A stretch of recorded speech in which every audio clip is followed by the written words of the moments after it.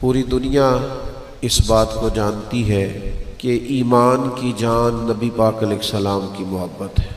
جب تک سرور کائنات صلی اللہ تعالیٰ علیہ وسلم سے ہر چیز سے بڑھ کر محبت نہ کی جائے، انسان کا ایمان مکمل نہیں ہوتا، وہ کامل مسلمان نہیں ہوتا۔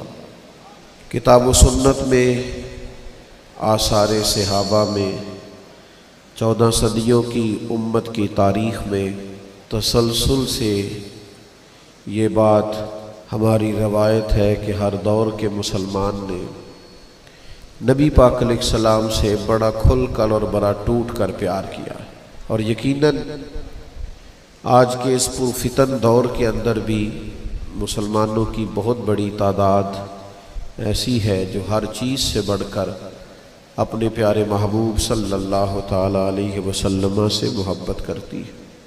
پر یاد رکھیے گا کہ کسی کے چہرے پر نہیں لکھا ہوتا کہ یہ عاشق رسول ہے، اس کے ماتھے پر یہ چیز نقش نہیں ہوتی، اس کی عادات، اس کا اخلاق، اس کے اطوار، اس کا کردار، اس کی گفتگو یہی بتلاتی ہے کہ یہ شخص نبی پاک علیہ السلام سے کتنا پیار کرتا ہے۔ ہر چیز کے کچھ نہ کچھ تقاضے ہوتے ہیں، کچھ نہ کچھ علامات ہوتی ہیں، تو محبت رسول صلی اللہ تعالیٰ علیہ وسلم کی بھی کچھ علامات ہیں۔ ان نشانیوں سے، ان علامات سے، ان تقاضوں سے پہچانا جاتا ہے کہ یہ مسلمان اپنے کریم نبی صلی اللہ علیہ وسلم سے بہت پیار کرتا ہے۔ قرآن مجید فرقان حمید نے ارشاد فرمایا کہ انا ارسلناک شاہدا ومبشرا ونذیرا، اے محبوب علیہ السلام، ہم نے آپ کو گواہ بنا کے بھیجا ہے، خوشخبری دینے والا بنا کے بھیجا ہے، اور ڈر سنانے والا بنا کے بھیجا۔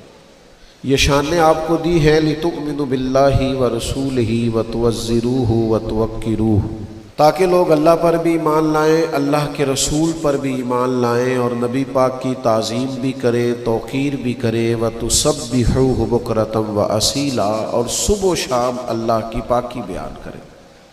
تو نبی پاک صلی اللہ تعالیٰ علیہ وسلم پر ایمان لانا یہ محبت رسول کا پہلا تقاضا ہے۔ میرے عزیزو، سب سے پہلا حضور کا حق یہ ہے، اور محبت رسول کی سب سے پہلی علامت یہ ہے کہ نبی پاک کی بتائی ہوئی ہر بات پر ایمان لایا جائے۔ صحابہ کا طریقہ یہ تھا کہ وہ کبھی بھی دیر نہیں کرتے تھے، جس طرح حضور فرما دیں اور جس وقت فرما دیں اور جس طرح فرما دیں، کھول کر فرما دیں یا اشارے سے فرما دیں۔ یعنی نبی پاک علیہ السلام نے 2 رکعتیں نماز مسجد اقصیٰ کی طرف منہ کر کے پڑھائی، اور 2 رکعتوں کے بعد رخ پھیر لیا اور نماز بیت اللہ کی طرف منہ کر کے پڑھائی۔ انہوں نے کوئی سوال جواب ہی نہیں کیا، انہوں نے کہا کہ ہمارا تو قبلہ ہی مدینے والے محبوب کی ذات ہے۔ گویا حاجیو آؤ شہنشاہ کا روضہ دیکھو، کعبہ تو دیکھ چکے ہو، کعبے کا بھی کعبہ دیکھو۔ جس طرح حضور کی چاہت ہو، سر تسلیم خم ہے جو مزاج یار میں آئے۔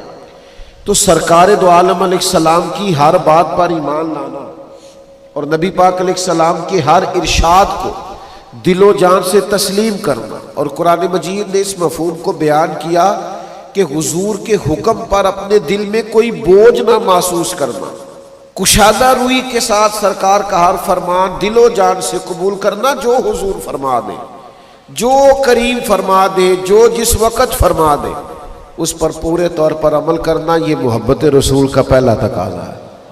اور دوسری بات، حضور کی تعظیم ہو، نبی پاک کی توقیر ہو، مومنوں کی طبیعتیں ڈھلی ہوئی ہو، حضور کا نام پاک آئے تو آنکھیں خود بخود جھک جائیں، دلوں میں خود بخود نرمی پیدا ہو جائے، وجود پر کیف طاری ہو کہ محبوب کا ذکر خیر آیا۔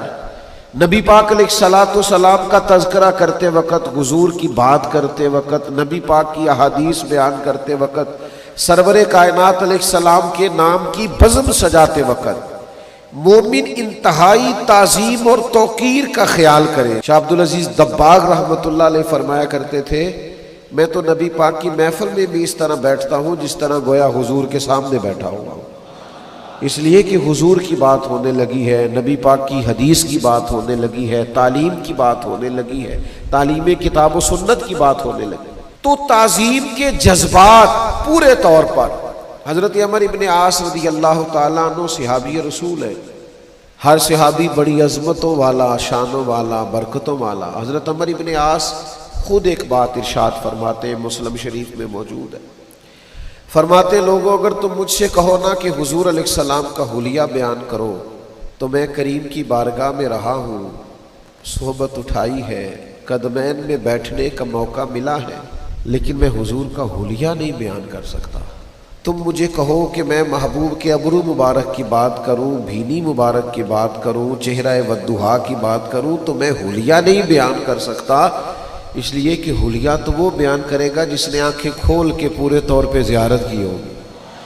تو ہم تو وہاں بیٹھتے تھے تو نظریں جھکا کر، ہم تو وہاں بیٹھتے تھے تو ذرا سمٹ کر، ہم تو ذرا بیٹھتے تھے تو لہجے کا وضو کر کے، ہماری طبیعت نہیں تھی. آپ دیکھیے نا، خود نبی پاک علیہ السلام نے فرمایا مجھ سے سوال کرو، اور فرمایا سوال آدھا علم ہے، سوال پوچھنا چاہیے.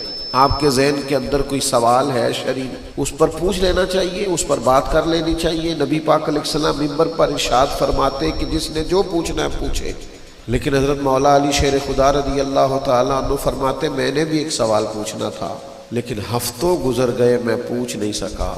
ادب مانے تھا، طبیعت جرت نہیں کر پاتی تھی کہ کیسے حضور کی بارگاہ میں عرض کروں. میرا دل کرتا تھا کبھی کوئی اور آ جائے نا اور وہ والا مسئلہ پوچھ لے جو میں نے پوچھنا ہے، تو چلو اس کے پوچھنے سے میری تشنگی بھی دور ہو جائے گی.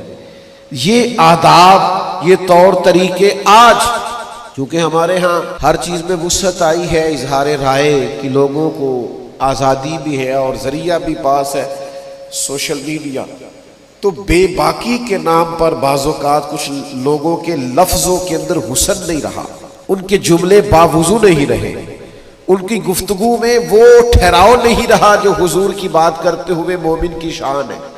نبی پاک کی تعظیم، حضور کی توقیر، رسول اللہ صلی اللہ تعالی علیہ وآلہ وسلم کی بارگاہ کے آداب. یعنی ایک تو وہ دور ہے نا کہ جب صحابہ ادب کر رہے ہیں، اور ایک یہ دور ہے کہ ایاز کے بیٹے کا نام محمد ہے اور محمود غزنوی محمد بن ایاز کہہ کے پکارتے ہیں. ایک شام پکارا اور کہا ایاز کے بیٹے ذرا بات سننا. تو ایاز عرض گزار ہوئے حضور غلام زادے سے کوئی خطا ہو گئی جو آج آپ نے صرف ایاز کا بیٹا کہا، محمد بن ایاز نہیں کہا. یہ کسی حدیث میں تو نہیں آیا تھا، یہ کسی نے فرمایا تو نہیں تھا، آثار صحابہ میں تو نہیں ملتا تھا، لیکن محبت کچھ فیصلے خود بھی کرتی ہے، ادب کچھ فیصلے خود بھی کرتا ہے. محمود غزنوی فرمانے لگے اگرچہ تیرے بیٹے کا نام حضور کے نام سے برکت لینے کے لیے محمد رکھا گیا ہے، لیکن میں نے پھر بھی کبھی اس کا نام بھی بغیر وضو کے اپنی زبان سے ادا نہیں کیا. میں محمد بن ایاز ہی کہنے لگا تھا، پھر میرا نا وضو نہیں تھا، پھر میری اس وقت وہ کیفیت نہیں تھی جو تقاضے ہیں اس نام کو پکارنے کے. تو میں نا آج ایاز کا بیٹا کہہ کے میں نے پکارا. بھائیوں، بہت تعظیم، بہت توقیر. ہمارے ہاں بھی نا بعض چیزیں نوجوانوں میں اور عام لوگوں میں ایسی پائی جانے لگی ہیں جو درست نہیں ہے. ہمیں حضور کے آداب مبارکہ کا پورے طور پر خیال رکھنا ہے، ان تقاضوں کو سمجھنا ہے. حضور کا نام پاک لے تو ذرا حسین کر کے لے، یعنی نبی پاک علیہ السلام کا نام لے تو ذرا آداب کے ساتھ. ایمرجنسی جب ہوتی ہے نا تو ایمرجنسی میں ادب نہیں یاد رہتا. یعنی خدا نہ خواستہ کسی کے کرتے کو پیچھے سے آگ لگ جائے تو وہ صاحب کوئی عالم فاضل ہو، شیخ ہو، درویش ہو تو ان کے القاب نہیں پکارے جائیں گے. پیر طریقت، راہبر شریعت تو یہ لفظ نہیں کہے جائیں گے. حضرت، قبلہ، الحاج، شیخ، صوفی اتنی دیر میں چاہے آگ سارا کام کر جائے.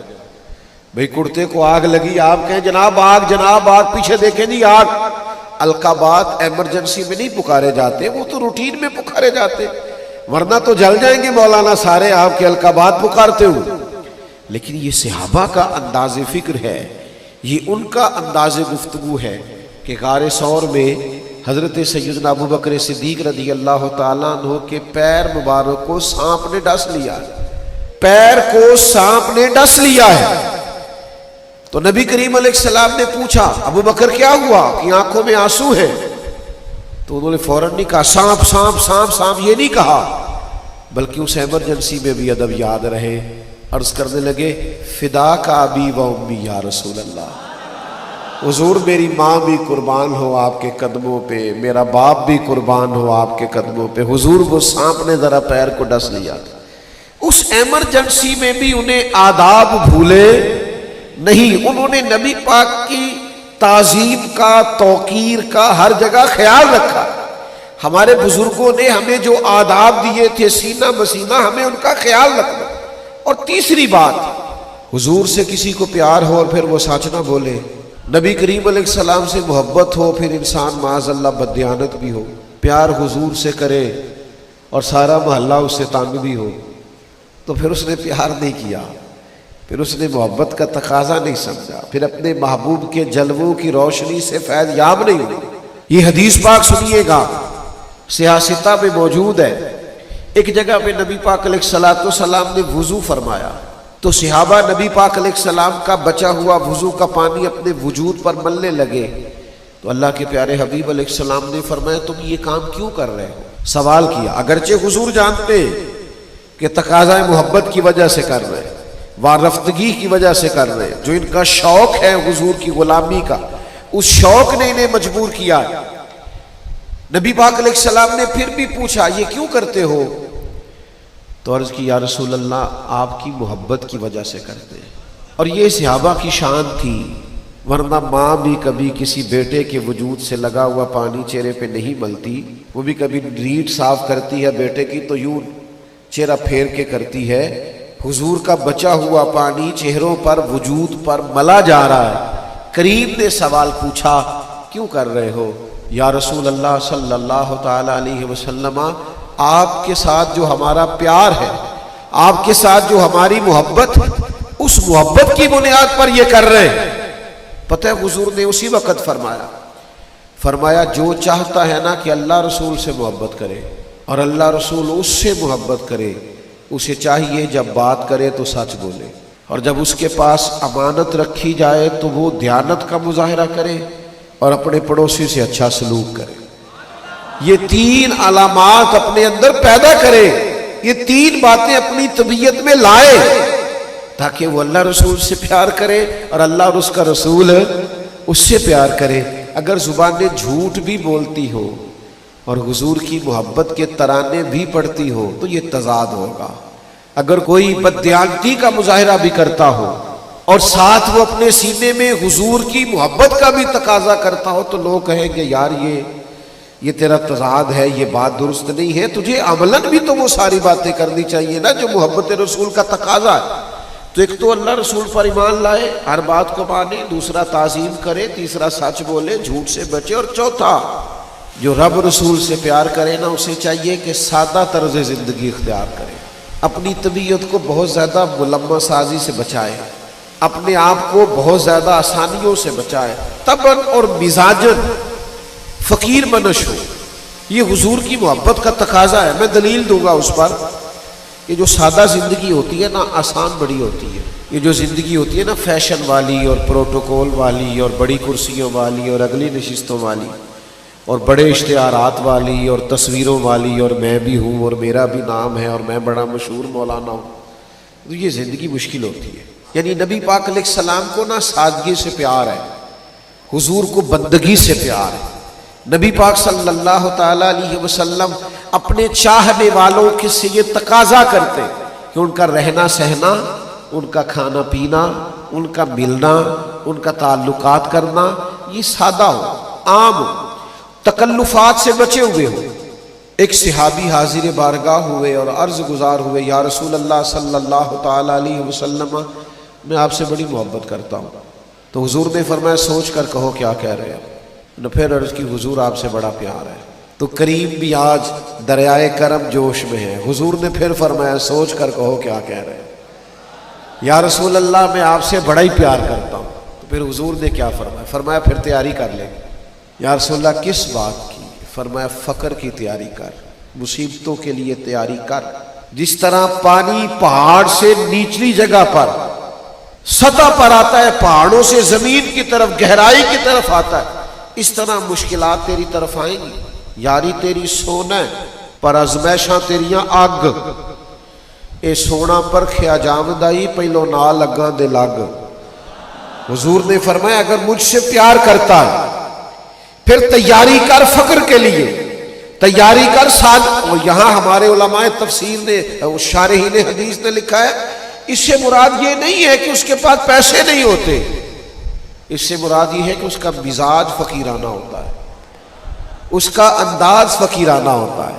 وہ لوگ ہر وقت سادہ رہنا پسند کرتے ہیں، جے تو چڑھیا اتے دار بھی نہیں، جے تو وکیا عشق بازار بھی نہیں، تو پھر ایڈا سستا سودا پیار بھی نہیں، تے ایڈا سوکھا لبدا یار بھی نہیں۔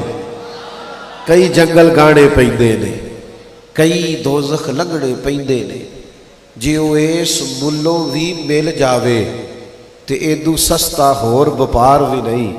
تے کچھ سمجھ نہ آوے لوکاں نو او کادے نال شہید کرے، ڈٹھی یار دے ہاتھ تلوار بھی نہیں پر او دا خالی جاندہ وار بھی نہیں۔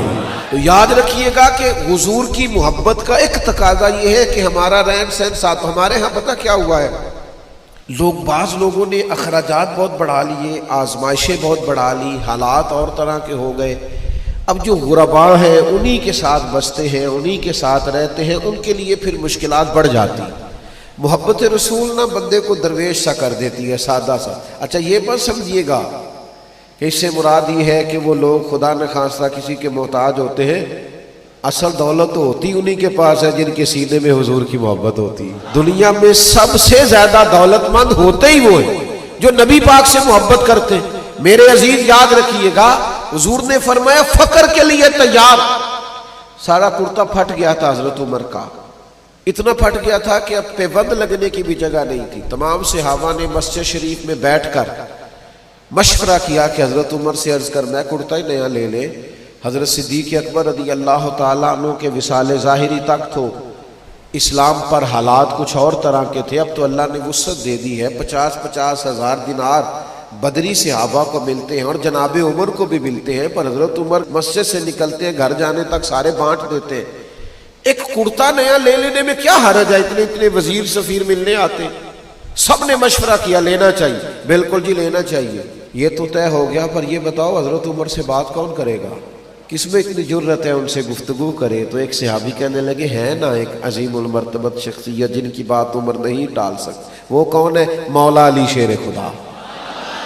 یہ صحابہ کو خبر تھی کہ ان کی محبتیں، ان کی وابستگیاں اور ان کی آپس میں دل بستگیاں بڑی کمال ہیں۔ حضرت سیدنا علی المرتضیٰ شیر خدا سے عرض کیا گیا مہربانی فرمائیں آپ حضرت عمر سے کہیں کرتا نیا لے لے، اتنے بڑے لوگ آتے ہیں اور اللہ نے وسعت دی، سارے پیسے وہ خیرات کر دیتے۔ تو حضرت علی کہنے لگے بات بھی تمہاری ٹھیک ہے اور کہنا بھی عمر سے چاہیے، اور یہ بھی ٹھیک ہے کہ میں کہوں گا تو وہ مان لیں گے، پر میں نے کہنا کوئی نہیں، کیونکہ مولا علی اس راز کو جانتے تھے نا جو حضرت عمر کے سینے میں نے نہیں کہنا۔ تو کہا پھر کیا کرے؟ کہنے لگے میں تمہیں رستہ بتا دیتا ہوں، سیدہ عائشہ صدیقہ سے عرض کرو رضی اللہ تعالی عنہا، وہ مومنوں کی ماں ہے، وہ ماں کے منصب پر ہے، وہ بات کریں گی تو جناب عمر ٹالیں گے نہیں۔ حضرت سیدہ کی خدمت میں عرض کیا گیا کہ دیکھیے جناب عمر فاروق کا کرتا اتنا پرانا ہو گیا کہ پیوند لگنے کو جگہ مشکل سے ملے، آپ عرض کیجئے نا کہ وہ لباس بدل لے۔ تو سیدہ کہنے لگی بالکل ٹھیک ہے میں کہوں گی۔ جناب عمر کو پیغام گیا، فوراً حاضر ہوئے، پردے کے پیچھے بیٹھے۔ سیدہ پاک فرماتی ہیں عمر صحابہ کا خیال ہے کہ آپ مسلمانوں کی شان ہے، آپ کو اللہ نے رتبہ عطا کیا ہے، آپ اس طرح کیجئے کہ کرتا نیا لے لیجئے، اللہ نے وسعت بھی دے رکھی ہے۔ تو ہر جگہوں پہ بولنا نہیں چاہیے، جناب عمر بھی نہیں بولے، چپ کر کے کہنے لگے اماں جی آپ جیسے کہیں گی ویسے ہو جائے گا، آپ حکم تو کریں شام سے پہلے کرتا لے لوں گا۔ تو سیدہ عائشہ صدیقہ نے کہا ٹھیک ہے، لیکن عرض کرنے لگے مجھے ایک بات کہنے کی اجازت ہے، ایک بات عرض کر لوں؟ جناب عائشہ نے کہا فرمائیے امیر المومنین۔ تو جناب عمر فرمانے لگے اماں جی یہ جس حال میں آج ہوں نا میں نبی پاک کے زمانے میں بھی اسی حال میں رہتا تھا، حضرت صدیق اکبر کے ساتھ بھی میں نے یوں ہی وقت گزارا ہے، ہمیں اسی طرح محبوب نے اسی حال میں چھوڑا۔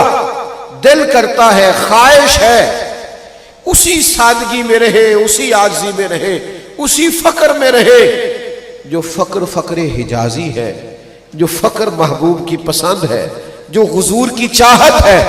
اگر آپ اجازت دے دیں تو میں اسی طرح نہ رہ لوں جو حضور کا طریقہ ہے۔ جواب تو کوئی نہیں آیا، بس سیدہ عائشہ کے ہجکیوں کی آواز آئی، وہ رونے لگی اور فرمانے لگی عمر جو صحابہ نے کہا تھا وہ بھی ٹھیک ہے، پر جو آپ کہہ رہے ہیں وہ تو بالکل ہی ٹھیک ہے۔ آپ رہیے میرے عزیزوں، محبت رسول کا تقاضا ہے کہ لہجے میں، انداز میں، نشست و برخاست میں ہم سادگی اختیار کریں۔ پانچویں بات، نبی پاک کی محبت ایک تقاضا کرتی ہے، یہ میں بڑی ضروری بات کرنا چاہتا ہوں، میرا دل کرتا ہے سارے نوجوان اس کو سنیں۔ حضور کی محبت تقاضا کرتی ہے کہ ہم دین کا خوبصورت چہرہ لوگوں کے سامنے پیش کریں۔ خوبصورت چہرہ، دین کا جو حسن ہے، دین میں جو وقار ہے، دین میں جو لطافت ہے، حسن اخلاق میں جو برکات، یہ تقاضا کرتی ہے نبی پاک علیہ السلام کی محبت کہ ہم وہ خوبصورت چہرہ دین کا پیش کریں لوگوں کے سامنے۔ آپ کی توجہ ہے میری بات پر؟ ہمارے ہاں یہ مسئلہ بن گیا ہے کہ وہ لوگوں کے ہاتھ آ گیا سوشل میڈیا، تو ہر آدمی اپنے حساب سے تشریحات کرتا ہے، وہ نہ کسی عالم کا پابند ہے، نہ وہ کسی بزرگ کی ہوئی تشریحات کا پابند ہے، وہ اپنی طبیعت کے مطابق کچھ چیزوں کو طے کرتا ہے اور اپنے حساب سے کچھ معاملات کو لے کے چلنا چاہتا ہے۔ آپ بعض اوقات بہت زیادہ شوق میں اور وارفتگی میں بھی بعض ایسے کام کرتے ہیں جس سے وہ چہرہ واضح نہیں ہوتا جو دین کی منشا ہے، جو خواہش ہے۔ ایک حدیث سنیے بخاری سے، آپ کو میری بات سمجھنے میں آسانی ہوگی۔ کچھ صحابہ حضور کے کاشانہ نور میں حاضر ہوئے اور ازواج مطہرات کی پاکیزہ بارگاہوں میں عرض کیا کہ ہمیں نبی پاک علیہ السلام کا طریقہ عبادت بتائیے۔ تو ان پاک باز امہات المومنین نے کہا صحابہ کرام سے، فرمایا کہ حضور رات کا کچھ حصہ عبادت کرتے اور کچھ حصہ آرام کرتے، کبھی نفلی روزہ رکھتے اور کبھی نہ رکھتے، چھوڑ دیتے۔ اب یہ شوق میں، صحابہ شوق میں، وارفتگی میں، بڑے مخلص لوگ تھے، شوق میں عرض کرنے لگے کہ حضور تو اللہ کے محبوب ہے، امام الانبیاء ہے، معصوم عن الخطا ہے، تو محبوب تو تھوڑی دیر بھی عبادت کریں تو ٹھیک ہے، حضور تو کبھی نفلی روزہ چھوڑ بھی دے تو ٹھیک ہے، لیکن ہم اللہ کے عاجز بندے، ہم اس طرح کریں گے، ہم ساری رات ہی نفل پڑھا کریں گے، ہم ہر روز ہی نفلی روزہ رکھیں گے۔